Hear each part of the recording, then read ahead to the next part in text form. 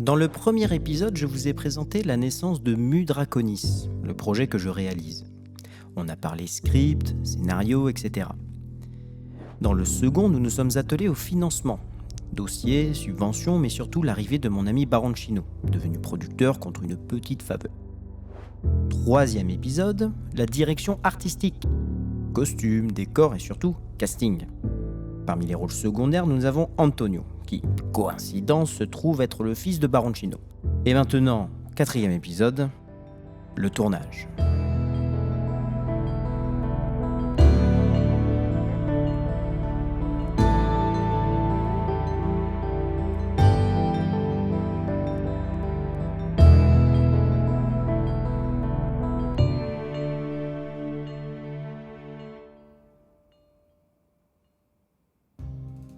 Ah, enfin, mon moment préféré, le tournage.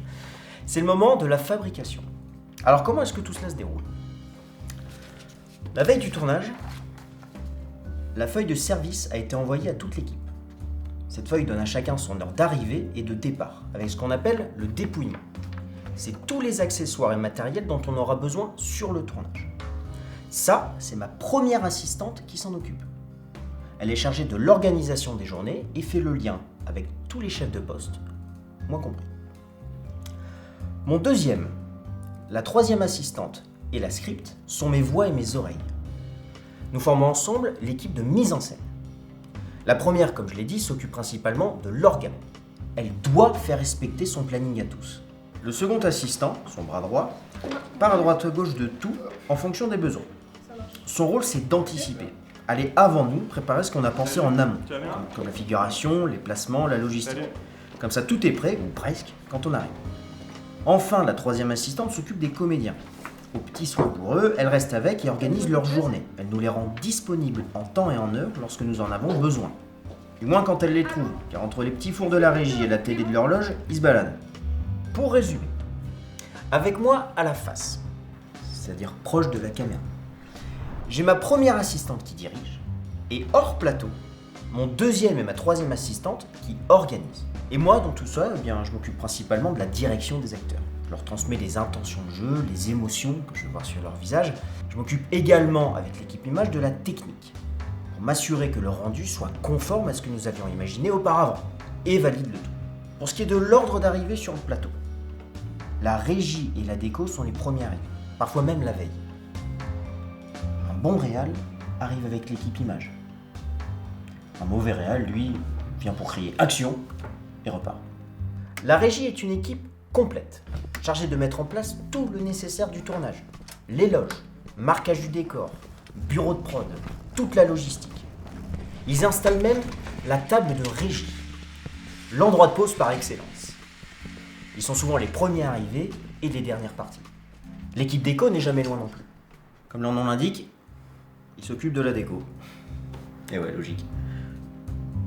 Sur un tournage studio, c'est eux qui sont chargés de construire les murs ou le fond, appelé feuille décor.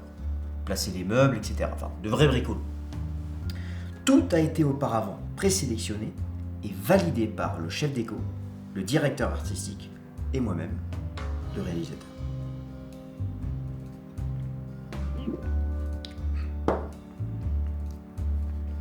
Les comédiens, eux, sont présents une fois que tout est prêt.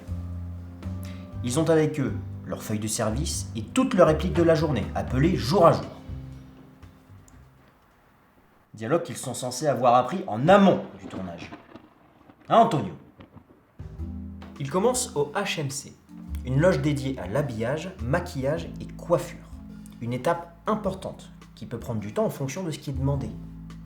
Il arrive souvent d'avoir entre 30 minutes et 1h30 de préparation. Et c'est sans parler des éventuelles prothèses à placer. Ouais, c'est pas une meuf, mais pas du fond de teinture. C'est bon, on fait. Autre équipe sur le tournage, l'équipe image. Le chef opérateur, c'est le maestro. Il peut aussi être appelé directeur de la photographie. Il s'occupe du cadre, mais surtout de faire appliquer notre vision. Ceci en parlant à ses bras droits, comme le chef électro, lui s'occupe de sa sous-équipe, et oui, ça commence à être compliqué. Donc, pour faire plus simple, on va schématiser. Alors, tout en haut, vous avez le chef opérateur, qui touche à la cam et fait passer les directions à tous les autres chefs de poste. Relié au chef-op, il y a ses assistants. Premier assistant, caméra, le pointeur. C'est le sniper de l'équipe.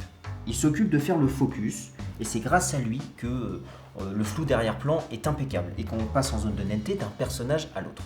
C'est un travail à l'importance capitale car sans lui, tout est flou. Deuxième assistant caméra, lui, s'occupe de la caméra. Il la sécurise, la chouchoute, change les objectifs, va les chercher, etc. C'est un vrai technicien avec une connaissance pointue du matériel. Le chef électro, lui, dirige tous les électrons. Ils sont responsables de toutes les lumières sur le plateau. Placement, intensité, nombre de sources, chaleur, etc. Il y a également les machinaux, dirigés par le chef machinaux. Les machinaux sont chargés de la machinerie. Ce sont tous les appareils qui permettent de faire bouger les caméras, les lumières, etc. Ils font également le borgnolage. C'est quand on coupe la lumière avec de grands draps noirs ou autres. Tous ceux également des techniciens qui savent quoi faire pour obtenir le résultat attendu par le chef-op. Il arrive que le chef-op ne puisse cadrer en fonction de la méthode de tournage. Par exemple, avec un drone, c'est le pilote qui cadre. Comme avec un stead, c'est le steadicammer qui cadre. Le stead, ce sont ces espèces d'exosquelettes où l'on accroche la caméra. Et pour le drone, vous savez ce que c'est un drone quand même. Bref, dans l'équipe image, vous l'avez compris, il y a du monde. Et c'est sans compter sur les loueurs de matos, les camions de location, Et moi, il m'arrive de donner certaines indications au chef-op pour des suggestions sur un plan. Et lui active ses équipes en conséquence. Et la plupart du temps, la majorité du temps en tout cas, je lui laisse la main parce que nous avons préparé ensemble le découpage technique et le storyboard que vous connaissez. Il sait déjà quoi faire et je lui fais entièrement confiance. Autre équipe, l'équipe son. Souvent les derniers arrivés, car moins de matériel. En équipe plus restreinte que la précédente, et souvent même en binôme. Elle est composée de l'ingé son, qui la dirige. Son rôle est à la mixette, un boîtier où elle s'assure que les enregistrements sont de qualité et effectue un pré-mixage envoyé dans tous les casques lorsque ça tourne. Elle installe les HF sur les comédiens, des sortes de micro-cravates très bien camouflées. Les mains baladeuses, elles se promènent ou quoi? Ça me dérange pas, tu sais. T'as pas un petit Insta? L'ingé son a avec elle ses perchman, qui font la perche, un grand classique du cinéma que vous avez forcément déjà vu. Avec leur perche, ils placent le micro dans le bon angle pour capter les dialogues. Un travail d'une importance capitale. Enfin, le son d'ambiance est également capturé par des micros spécifiques. Ils peuvent également capturer des sons seuls, le silence, car oui, le silence fait du bruit.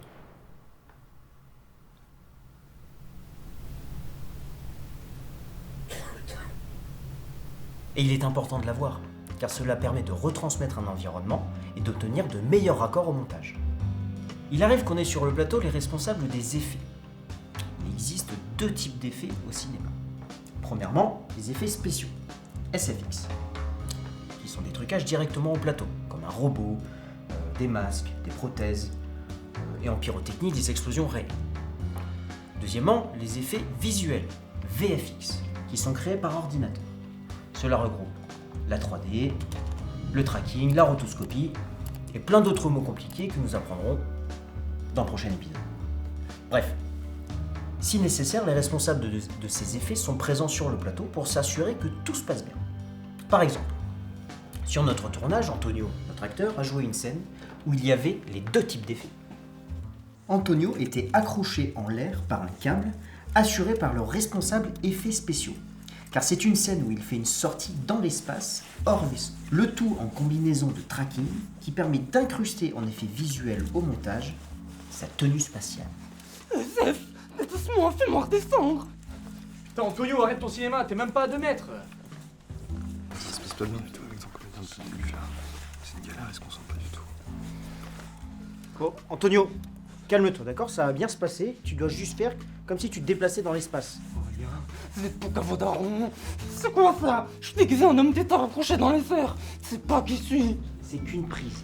D'accord? Tu te concentres 2 secondes et après c'est fini. Ok? Ça va rendre super bien, c'est toi la star du film. Tout à l'heure, je vous ai présenté l'équipe de mise en scène avec mes assistants. Mais c'était sans parler d'une dernière personne qui compose cette fabuleuse équipe, le script. Il est chargé de noter tous les détails pour éviter les faux raccords. Un faux raccord, c'est une erreur, une incohérence entre les plans. Par exemple, si mon personnage tient son parapluie main droite, et au plan suivant, main gauche, faux raccord.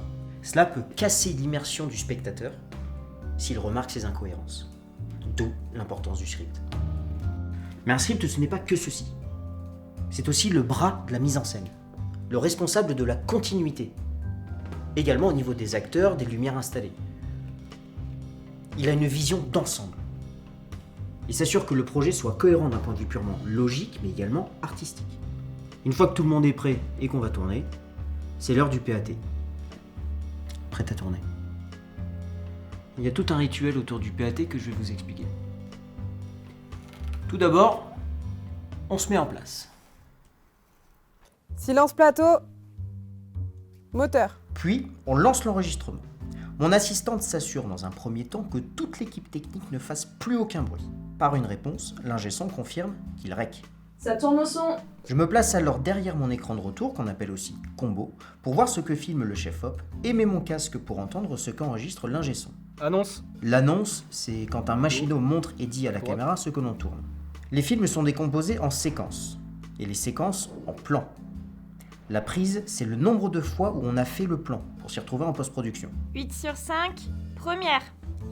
Le bruit du clap sert lui à synchroniser le son entre ce qu'enregistre la caméra et les micros. On verra ça plus en détail dans le prochain épisode. Et action! Attention, Captain Spike. Les Orbach. Ils arrivent, tu sais. Coupé! C'était super, Antonio. Vraiment génial, hein. On va quand même la refaire en articulant plus, d'accord? Et c'est Captain Spike, les Sorbac. Ok? Allez, on y retourne. C'est catastrophique. Je note qu'on vire Antonio au montage. Mon rôle quand ça tourne est de préserver les équipes, mais surtout mes comédiens, gérer les émotions de chacun et faire en sorte que tout rentre bien. Un vrai travail de médiateur. C'est moi le metteur en scène, celui qui a une vision d'ensemble. On verra ça plus tard, pour le moment on la refait. Ok ?